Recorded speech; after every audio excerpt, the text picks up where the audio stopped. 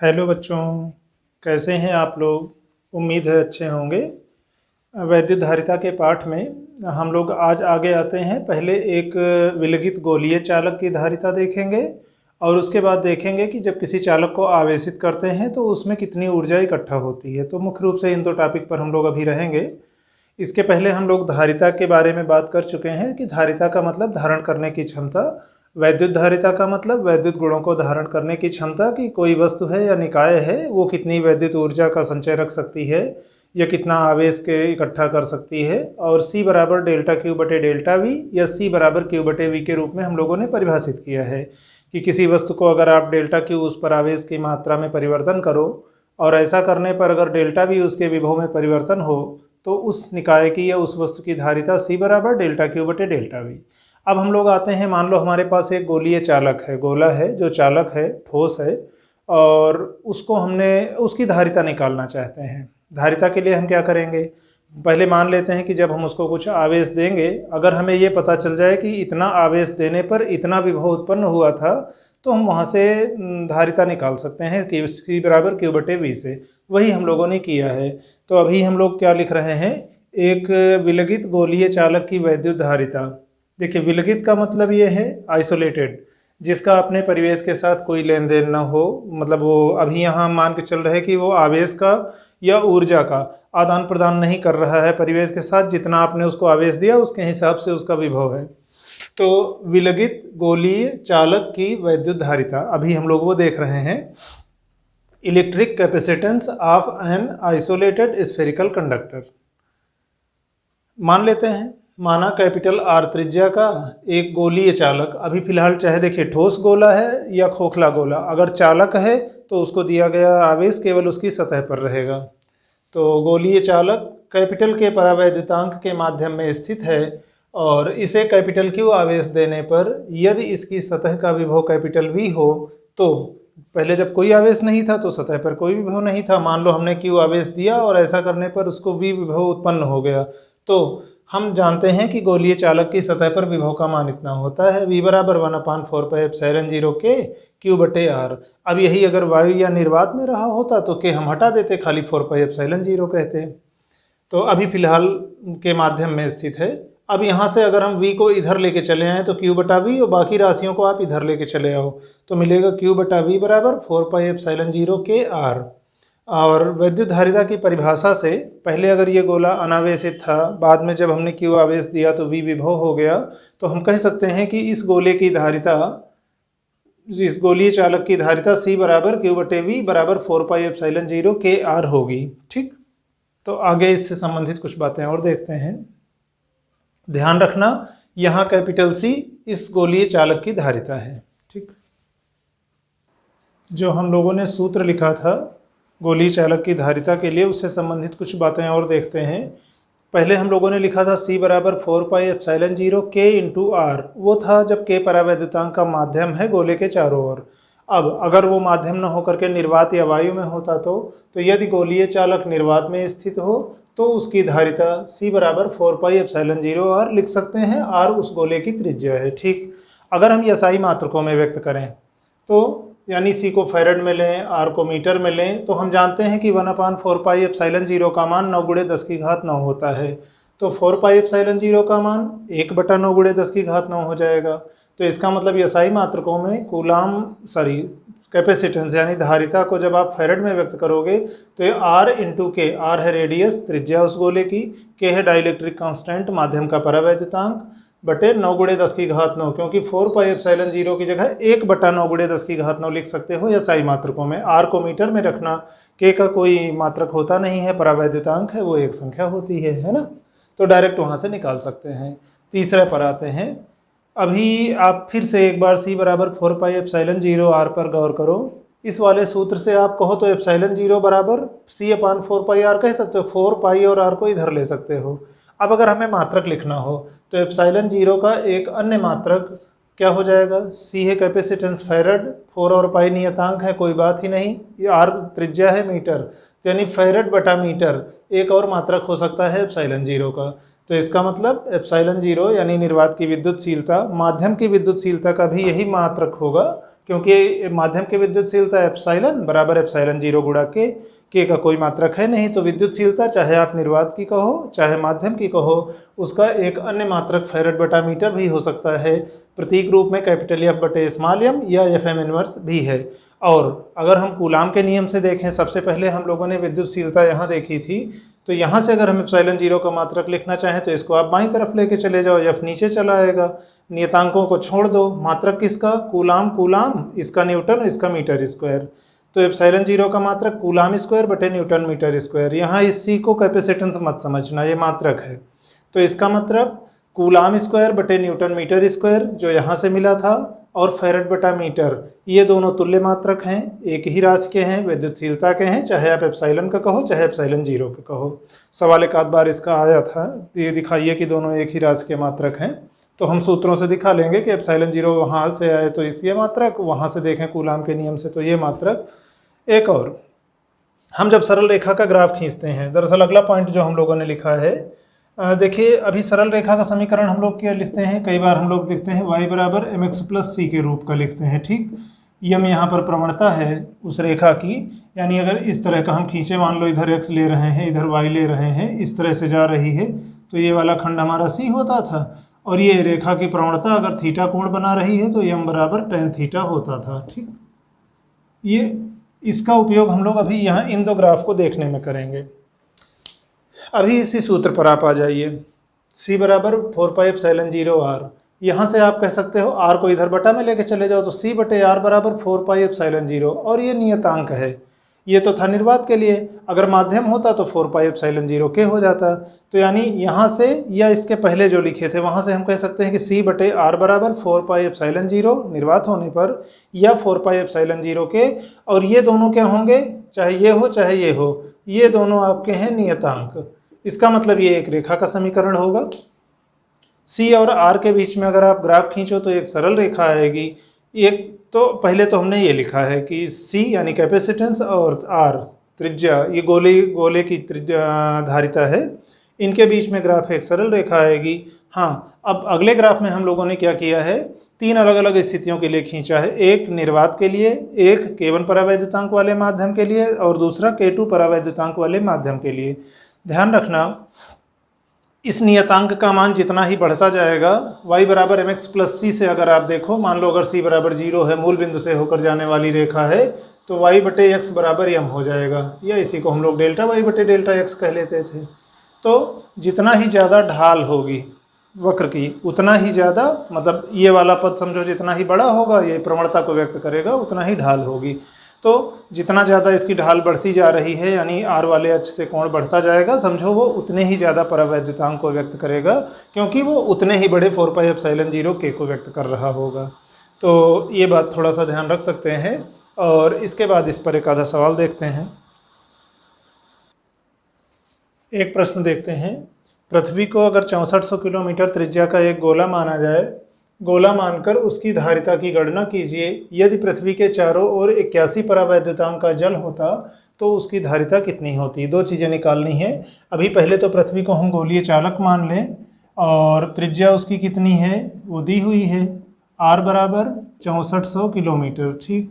चूँकि SI मात्रक में नहीं है तो हम ऐसा करते हैं, उसको SI मात्रकों में बदल लेते हैं ताकि मान रखने में आसानी रहे। 6400 किलोमीटर का मतलब 6400 गुणे 10 की घात 3 मीटर लिख सकते हो, या r बराबर, अभी इसको हम 10 से छोटा रखेंगे, दशमलव यहाँ है तो 1 2 3 3 अंक पीछे आए, 6.4 गुणे 10 की घात 3 गुणे 10 की घात 3 मीटर, यानी 6.4 गुणे 10 की घात 6 मीटर त्रिज्या हो गई उसकी, ठीक। गोलीय चालक की धारिता हमें पता है क्या होती है ना। गोलीय चालक की धारिता C बराबर अगर हम कहें तो 4 पाई एप्सिलॉन 0 r। अभी पहली बार में कुछ निर्वात मान के चलो, या SI मात्रकों में जब आप कहते हो तो C बराबर r बटे 9 गुणे 10 की घात 9, ठीक। r को मीटर में रख लेंगे, ध्यान रखना ये मीटर में रहेगा, और हम वो लिख चुके हैं। या C बराबर, अब मान रख दो 6.4 गुणे 10 की घात 6, वो तो r का मान हो गया, और 9 गुणे 10 की घात 9, इतने फैरेड।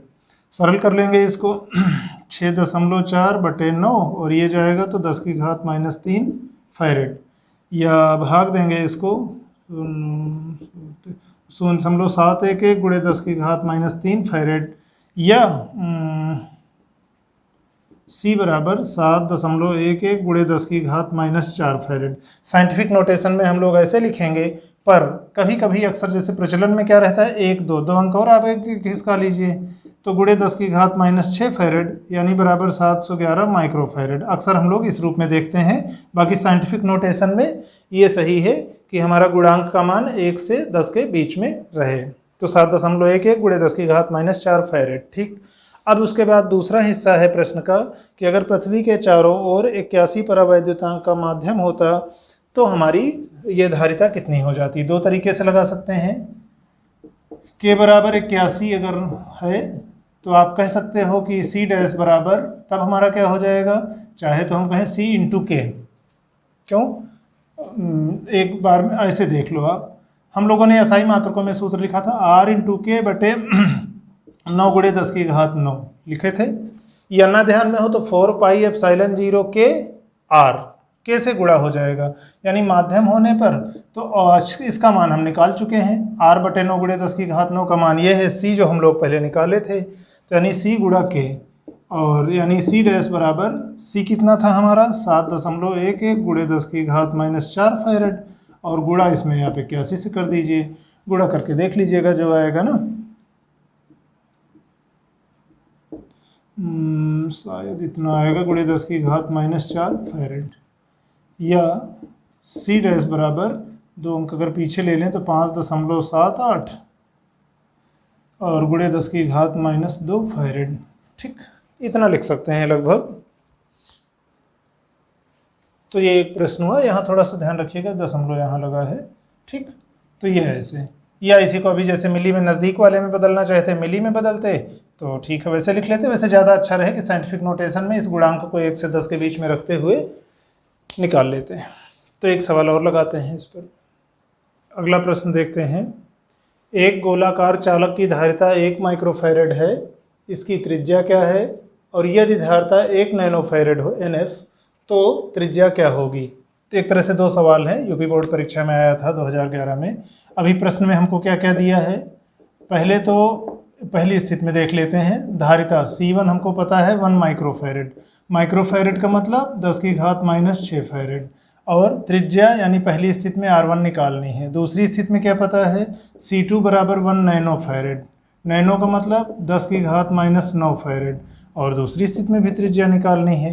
गोलीय चालक के लिए हमें पता है, और ये पता है कि गोलाकार चालक है ना, तो गोलाकार चालक के लिए अभी SI मात्रकों में अगर हम देखें तो वैसे तो पहले C बराबर होता है 4πε0 R। ठीक, बाद में इसका मान 1/9 गुणे 10⁹ लिख लेंगे, तो SI मात्रकों में क्या हो जाएगा, C बराबर R बटे 9 गुणे 10⁹, और हमें निकालना क्या है R, तो यहाँ से आप कह सकते हो R बराबर C गुणा 9 गुणा 10⁹। ठीक, अब हम C को जब फैरेड में रखेंगे तो R का मान मीटर में आएगा। पहली स्थिति पे आ जाते हैं। पहले में क्या है, C1 मालूम है, तो R1 बराबर C1 गुणे 9 गुणे 10⁹। मान रख दीजिए C1 कितना है, माइक्रोफैरेड, तो 1 गुणे 10⁻⁻⁶ गुणे 9 गुणे 10⁹ मीटर। ये SI मात्रकों में है तो R का मात्रक मीटर आएगा, तो ये आपका हो जाएगा 9 गुणे 10⁻³ मीटर।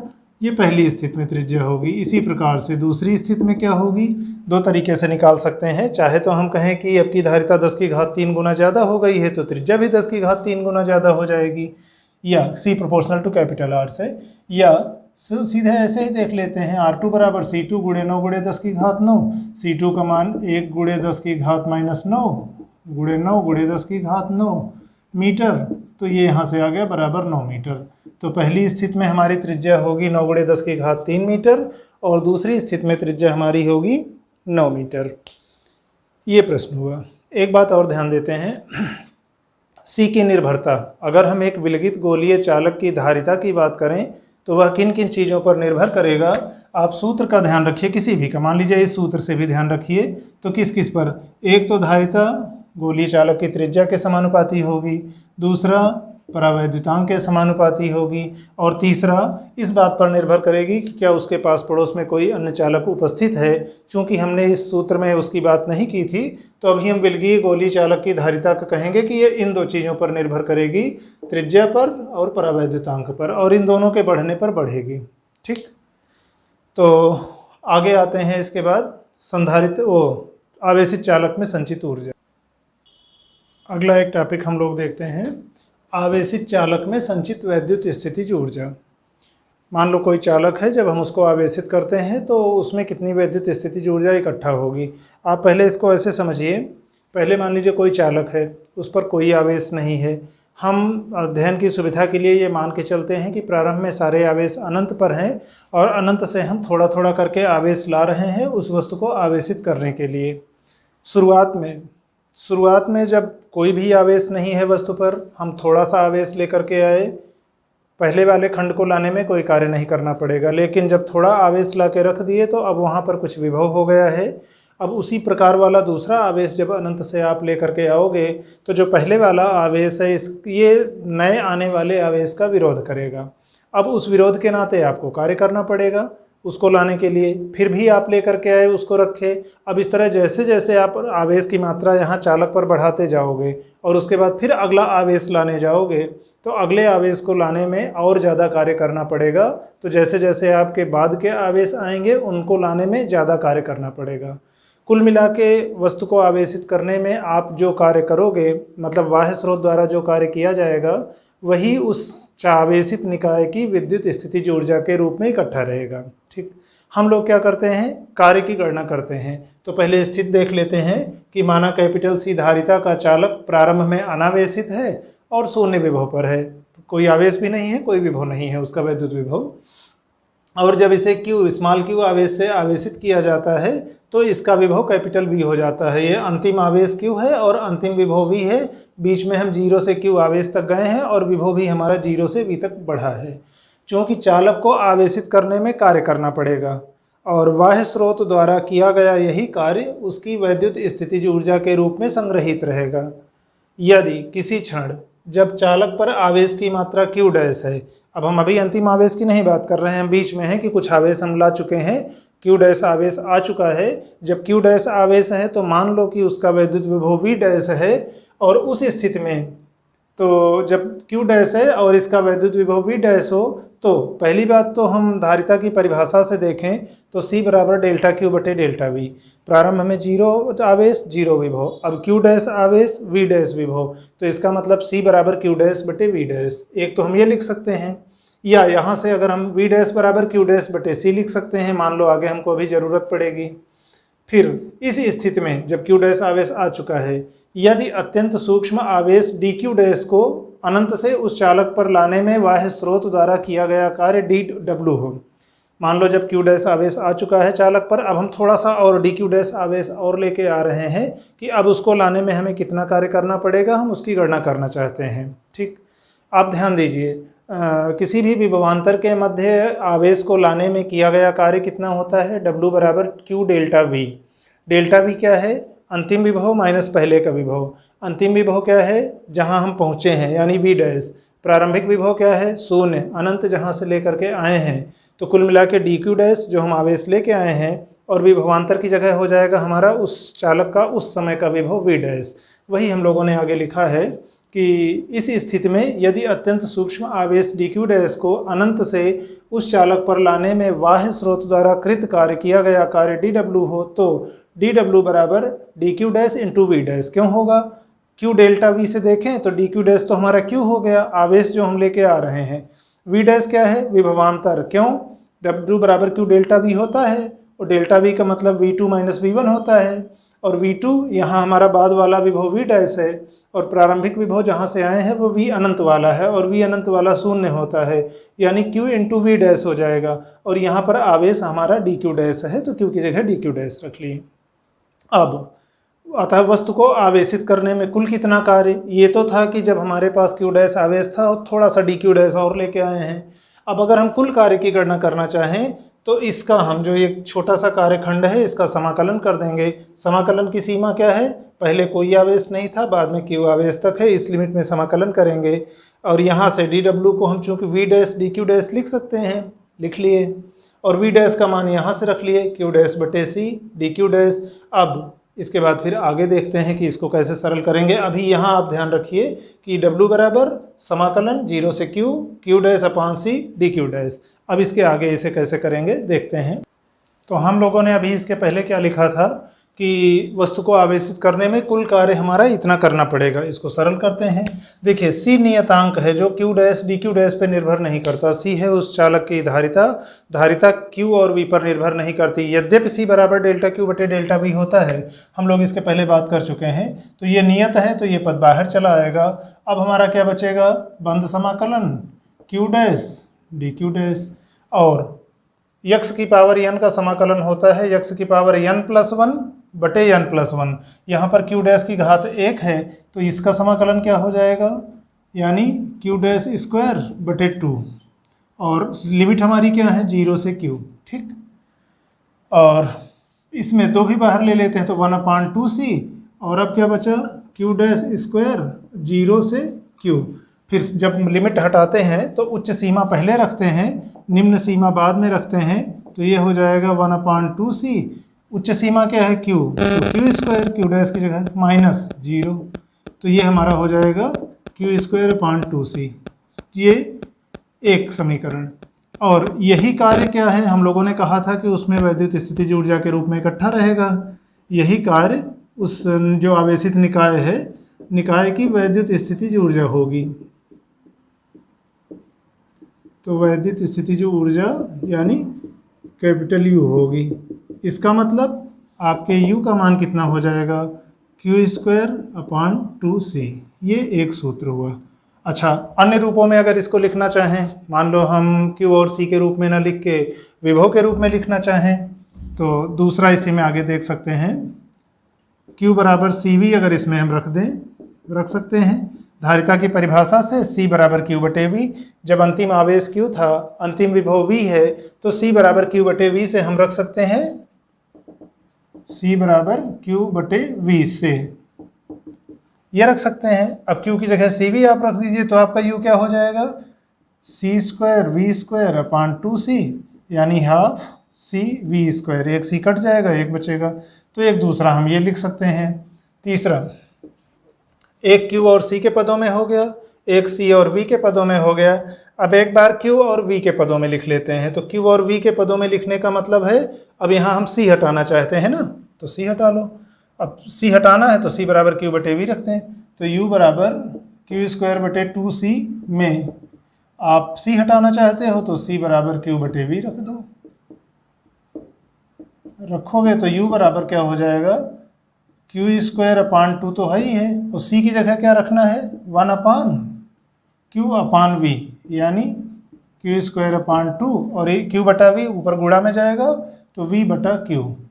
एक q कट जाएगा, यानी 1/2 qv। एक ये रूप हुआ। अब इन सभी को मिला के अगर हम एक साथ लिखना चाहें तो विद्युत स्थितिज ऊर्जा के हमारे सूत्र हुए, एक तो था हाफ q स्क्वायर अपान,